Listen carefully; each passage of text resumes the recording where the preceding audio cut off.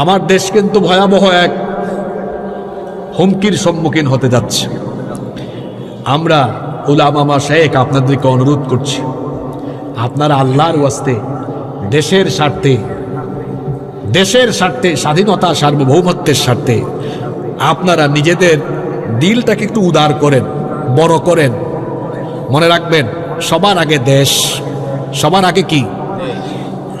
যে ছেলেটাকে গত শুক্রবারে গুলি করা হয়েছে, আহারে, এটা দেখে মনে হয়েছে আমার নিজের আপন ভাইকে গুলি করা হয়েছে। আসলে তো আমাদের সম্পর্কটা এমন হবে, আমরা যারা এক দেশে বাস করি, এক দেশের মানুষ হিসাবে আমরা তো একটা পরিবারের মতো সবাই। এখানে আমাদেরই কোনো ভাই বোন বিপদে পড়লে আমাদের তো খারাপ লাগবে, এটাই তো স্বাভাবিক। এই ছেলেটাকে প্রকাশ্য দিবালুকে ঢাকায়, আপনারা তো জানেন ঘটনাটা ঘটছে জুমার নামাজের পরে, তাই না? তাও কোথায়?